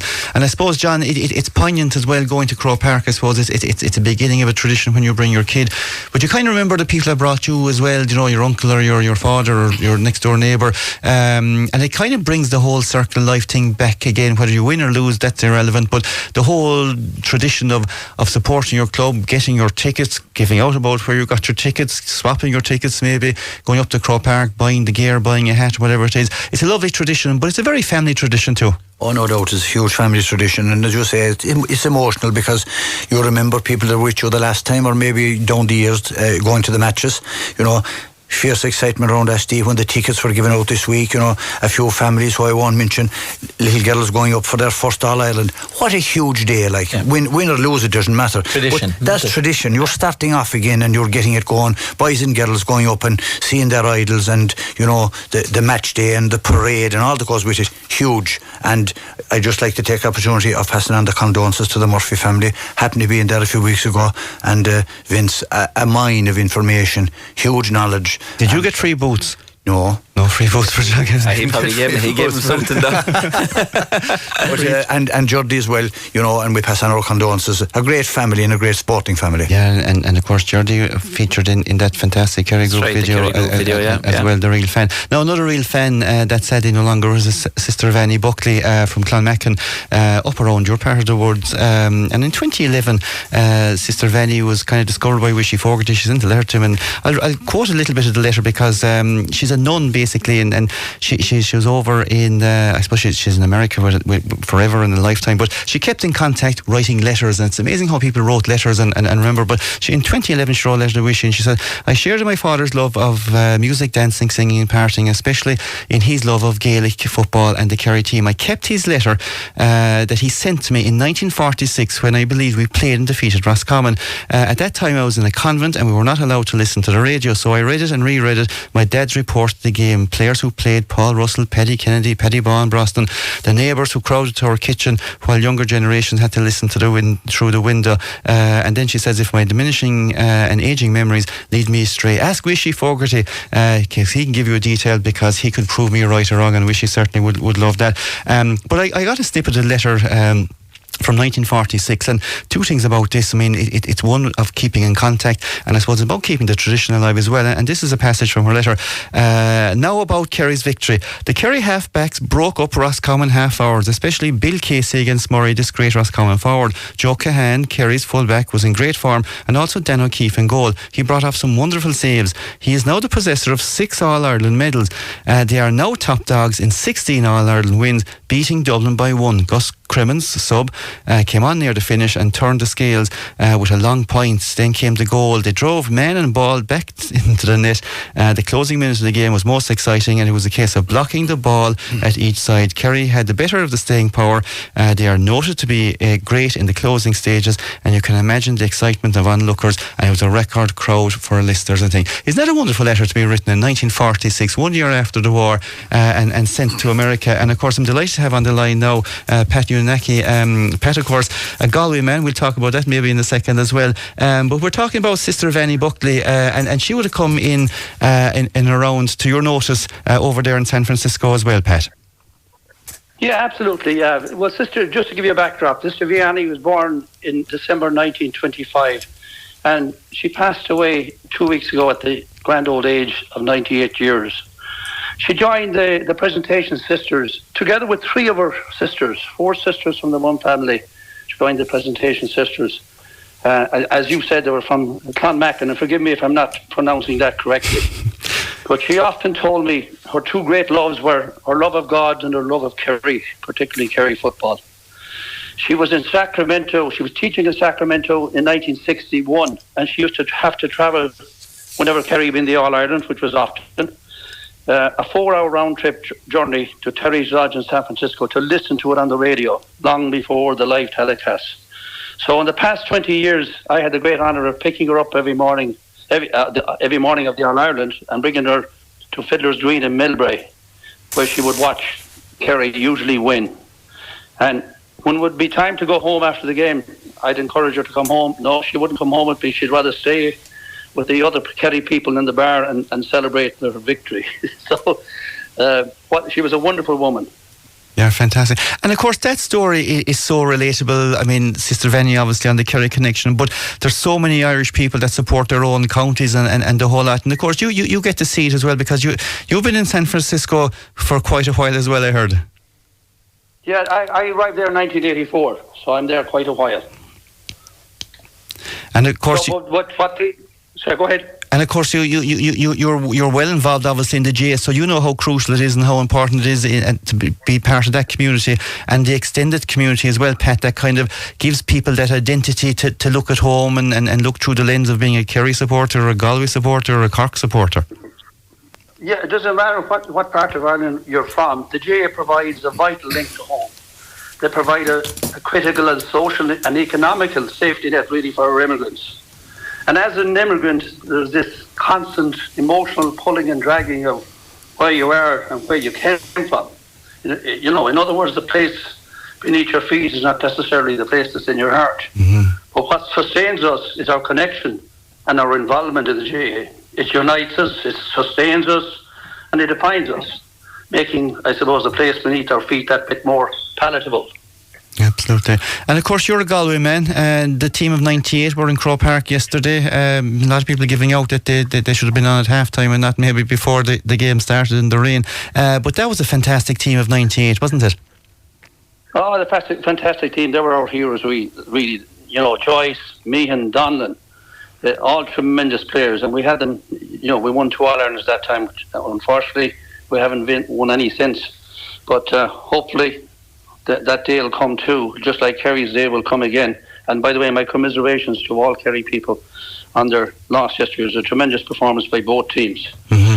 But regarding the Galway, the 98 team, I suppose, and to all teams that are honoured in Croke Park, it's regrettable, all right, that they're not honoured in a more meaningful way when they have the full attention of the audience there. So hopefully the association will change that going forward. Yeah, it does, to be fair. I mean, last year I suppose we touched on it here on the programme because it was our team of 97, and I mean they were the team that kind of ended our glorious famine, and Paulie led them to victory in 97, of course, beating your neighbours Mayo, of course. We done that for free. Yes. But the whole idea, I suppose, of Croke Park and All-Ireland final day, somebody sent in a text there and they said, to be fair, it's the last leg of the pilgrimage for so many teams to get there and to be there and enjoy it and the whole lot. But for people, we'll say, not living in Ireland and living abroad, getting a chance to watch it, regardless of what team you support or where you're from, it's uniquely Irish, and for that day alone, it kind of brings a community together no matter where you are in the world. Absolutely, and again, unfortunately, it wasn't shown on RTE, that presentation, from what I believe, from what I'm learning from my colleagues overseas. And that's regrettable, because that means so much. That would mean so much yesterday now to the Galway diaspora throughout the world, to see their heroes being honoured in a meaningful way. Absolutely. And the one thing that we were there, we were watching the Cusack stand, they're all fairly fit and ready and still able to go, and of course huge names. And of course I never realised, of course, that there was a Fahy connection with Niamh Fahy, who's playing in the World Cup. There was a brother and sister on that. That's absolutely correct, yeah. Her dad played for Galway in that team. Yeah. It's amazing. Come here, you're enjoying your holidays at home, I heard. I am. I was going to venture into the Galway races this evening, but it was pouring rain in Loughrea, and when the races started in Galway, there was bright sunshine. Nobody told me that it would be two different climates within miles of each other. So you should come home more often. Listen, Pat, thanks very much for joining us. We really appreciate that, and thanks for remembering Sister Vanny Buckley. As I said, this is Terrace Talk. It's Wishy Fogarty's programme for everybody that knows it and related to the whole lot of it. And he was a great man for kind of keeping an eye, I suppose, as he would probably say it, on those people living not in Kerry that are of Kerry. And I think thanks very much this evening for helping us relive those moments, and hopefully you'll get to the Galway races tomorrow. There's surely going to be one fine day there for you as well, but for now we'll take a quick break. And Godly and Brosnan's giving out the yellow cards here, because John Kennedy, you that red light comes on very fast. Red means don't talk. It's all Dinny's fault. He's got great stories off here and he's quite on here.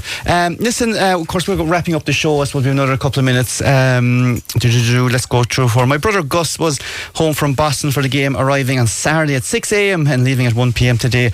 He was thrilled to be at the game, listens to Ambrose and the Radio Kerry team for all the league and championship games, and he was already planning his return for the final next July before he left. And he loves Terrace Talk ever since Wishy was the presenter, and that's Sean Healy. Thank you very much, Sean. Yeah, absolutely. I suppose on All Ireland nights, Terrace Talk kind of takes a different limelight for an awful lot of people, but thanks for joining us, and very nice as well. Our lad Stephen Lacumber will be back next year, and he'll be a huge boost. So he's much the forgotten man, of course, with the injury. And then here we go. This could be a dangerous one, but we'll read it anyway. So if we get in trouble, we'll fly through it. Scenes from the Long Hall pub on the 34th Street in Manhattan, New York, yesterday. In at 8:30 yesterday morning for the full Irish breakfast before the game. Watched the game with a good 50-50 mix, and the crack and the banter was mighty, but the Kerry supporters were very gracious in defeat, ran back to the apartment, threw a few bits in the case and got on a plane in JFK and arrived in Shannon this morning. Please say hello to my son Kenneth Quirk, also very proud chairperson of Kerry GA Club in New York. Well, there you go. It's amazing, isn't it? Just jumped on the plane and headed away home. And of course, New York had a great year as well. I mean, that fantastic win they had over Leitrim. And we'll go away. Maybe we'll ask you for something different, because we don't want to end on a somber mood. I mean, God Almighty, sure, it's only 2 weeks for club championship. We'll be back training again soon enough, I'd imagine, looking for that All-Ireland. But Dinny, over the course of the year, all the games you've seen, all the moments you watch, something that was particularly special that you said, God, that was nice, or it was a good win or a good score or a nice piece of play, something that grabbed your attention from the whole GA world? It doesn't have to be Kerry or Cork related at all. I suppose off the top of my head, it's hard to think that quick, but I'd say, you saw the two best teams yesterday. I think that, with the system we have now, this system of 4 and things like that, and 3 coming out, I don't think that's lending itself to real tough championship or good championship fare. Whereas yesterday, it was all there, even though the scoring was low, and particularly in the first half, we still saw a very good contest between two very good teams. And we saw history being made with 3 Dublin players, getting 9 All-Ireland medals. And a lot of the fellas that I played with here in Tralee, there was a good few of them that have 8 All-Ireland medals. But I know them for so long that, their 8 All-Ireland medals are tremendous for them, and it's not going to mean anything that somebody else has won more than you. Of course, it'll be mentioned and it'll be a quiz question and all that. But overall, I think I saw a game yesterday that resembled a lot of what I'd like to see in the game. The referee, I would like to see a situation where if you have a Leinster and a Munster team, that you either have an Ulster or a Connacht referee. I think it's unfair on the referee. I thought he did a reasonably good job. You can't get all the calls right. If Kerry won, Kerry people would be saying the David Clifford thing and the full-back wasn't a big incident. But overall, I think it was a good end to the season for the GA. There was quite a lot of poor games, but at least we saw a real competition yesterday. And unfortunately, from a Kerry point of view, I'd say the better team just shaded it, and they had the small bit of luck. And Kerry will be back. There's no doubt Kerry are not going away. Absolutely, and of course it is interesting that I suppose the 2 best teams they did come through the high confluting system and 4-3 and the whole lot. 2 great semi-finals as well. I mean, I think Derry said no. John Kennedy, your particular highlight of the year or moment of the year? There was probably a few, Donal. I suppose something yesterday, going in and out of Croke Park, mingling with the Dub supporters, the banter. It's unique in the world of sport. Isn't it brilliant? They were dignified in victory, and the Kerry supporters, look, we're around long enough, we'll bounce back. Meath win the Talton Cup. The joy for Colm O'Rourke and Sean Boylan, another legend of the game, second tier competition, but fierce joy winning it. New York beating Leitrim. Super, and great for the Exiles again. And then I suppose, look, Knocknagashan man's son scoring. Man's son, exactly. The Brosnans, fantastic. The links, the tradition, and history yesterday. 9 All-Irelands for 3 players, super. Like Dinny said, their individual awards really. Kerry still are in the top in the Roll of Honour with All-Irelands won, but these are individual awards, and you have to respect greatness. And they're 3 of the best players we have seen. We had 5, and they were some of the best we had seen before that. But they're all superb athletes and ambassadors. And it finished up yesterday with the 2 best teams in the country, and Dublin pipped us. But look, well done to them. We have to say that. And we'll be back, no doubt. And we'll see David Clifford winning many more All-Irelands with help of God. Absolutely. And of course, the other interesting thing there as well, I would imagine, and it's probably true, is that some more Dubs got to 8. Nobody will know because the rest got to 9, but I'm sure that a couple of them got up to 8 as well. That'll be the quiz question, Dinny. What players are on 8? We'll all know the things. Liam, highlights of the year? Look, I suppose good year for referees. We'll mention the referees no more now until the Kearny Championship starts. We'll start on the Kerry refs. But no, I think, look, the thing that really stands out for me was the Munster final and the 2 Cliffords. And it was said yesterday and last night in the Sunday game, but the performance that they put in, they did it for their mother. And what really, I was looking down yesterday when the final whistle went, and the first hug that I could see was David and Paddy together. So it just shows you that the GA, we have all this high side in the GA, but it's family, And at the end of the day, it's a game. Everyone has to get up and go to work. I had to go to work this morning. John had to go to work. Denny's kind of semi-retired or whatever.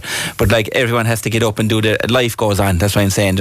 You lose a game of football, but at the end of the day, there's a lot more important things in life. And I do think that moment in the Munster final when David went up for the cup, just the coldness in his face, if you see the picture, the sadness that was there, the family went through a lot. And then yesterday, that hug, it just shows you that at the end of the day, football's football, but when family and when you lose your mother, I tell you, if you ask David in the morning to give up all his all-stars and he's all on the medals, or he's all on to have his mother back, he'd give it up in the morning. So I think that's very important, and that's my moment of the year. Yeah, absolutely. And of course, it was a fantastic goal between the 2 brothers in that game as well. Right. For Paddy tipped it in. He just gathered it. Yeah, absolutely. Well, look, there you go.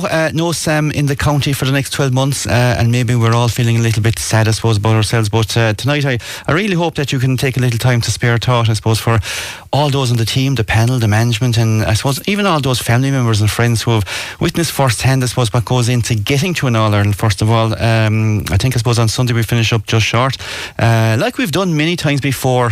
Many occasions we've lost All-Ireland finals, but I think it's the tradition of how we handle ourselves in the aftermath of that defeat that kind of defines us, kind of as, I suppose, Kerry people, or the tribe of Kerry people, whatever it is. Well done to Dublin. I suppose we have to acknowledge that, their amazing achievement, and now it's a target, I suppose, for future generations of the green and gold. I mean, they've got the target in the back now. They've got 9. Let's go after them. It might take a long time. We mightn't be sitting here at all watching it, but that's the one thing about it. We were talking there earlier about when in 1946, when Kerry got to 16, they were 1 ahead of Dublin. Sure, fast forward, we're now still 7 ahead of them. Thanks to, I suppose, to the players for giving us the chance, I suppose, to experience the All-Ireland final, particularly with our children, our families and our friends.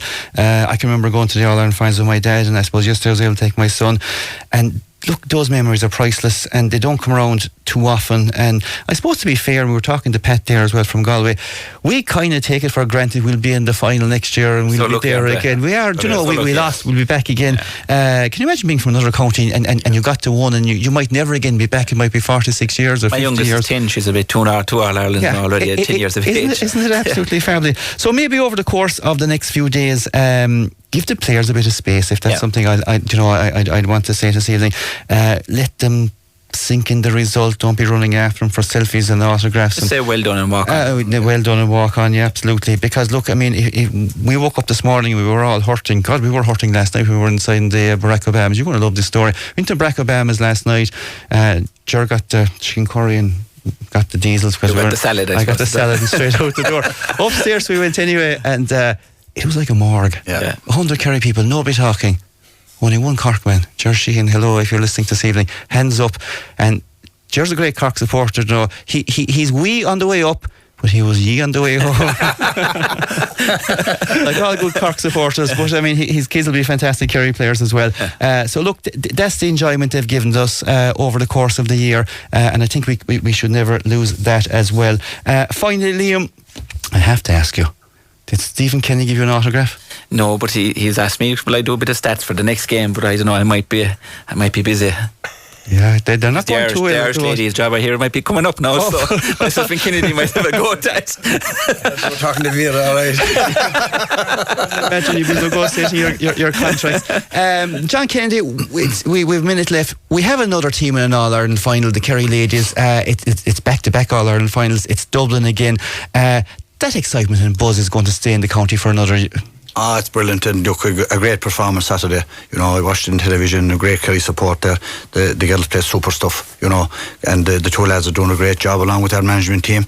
You can see the experience of Darren and Declan coming through there, and you know, they've taken it to another level, I think. It's going to be very difficult. You know, I was here in Tralee the night. I was actually doing commentary when they played Dublin in the league. That was a superb performance. And you know, similar to David Clifford, we've losing Mara Hurtig. What a performance on Saturday again. But she's ably assisted by a very balanced team, and hopefully for Shear's sake, you know, that we will win the cup, and that she'll get an opportunity lifting it even though she's not playing. And we wish them all the best, and I hope the Kerry supporters come behind them and the colour again, and that there'll be a huge crowd in Croke Park, because they deserve it. They're putting in as much effort as the males, and hopefully the couple will be coming home. Do you need 10 seconds or less? Does Dara listen to you? No, but I tell you, his young fella, he's only 7 years of age, and he was up in the stand in Tullis the last evening, and the pressure got him in the second half. He was crying in case Kerry wouldn't win, so that'll tell you how much involved he was. Now, in fairness to him, I've gone to most of their matches now and I enjoy it, and I hope, of course, that they will win it for the lads and for themselves and for their families. But in fairness to them, they play very good football, fierce committed, and the standard is getting better all the time, and they have a great chance. But keep the head and go out and play, and you can't do any more than that. Absolutely. And of course, we're a great county. No sooner we're out of one, we're in another one. It's absolutely fantastic. Stay with us because coming up after the break, after 8 o'clock, is Talk Sus. It's Mary inside there, my favourite Galway woman. I had a Galway man on tonight. I hope you were listening to him. Cian Doherty doing a fantastic job on sound tonight, taking comments, listening to calls, finding that Jack audio was a fantastic piece of work as well. And Ivan, of course, he took the night off. He went over for the homecoming at 5:30 and finished work there around 10 to 6. It was fantastic as well. Guys, thanks very much. We will talk a bit of ladies football next week, and of course the hurlers will be back because their county final will be on next week, and the best of luck to Lixna and Crotta. Whichever side will come out of that, it'll be a hard errand, and we will do this all over again next week. And for then, Donal Barry says thank you very much for listening to Terrace.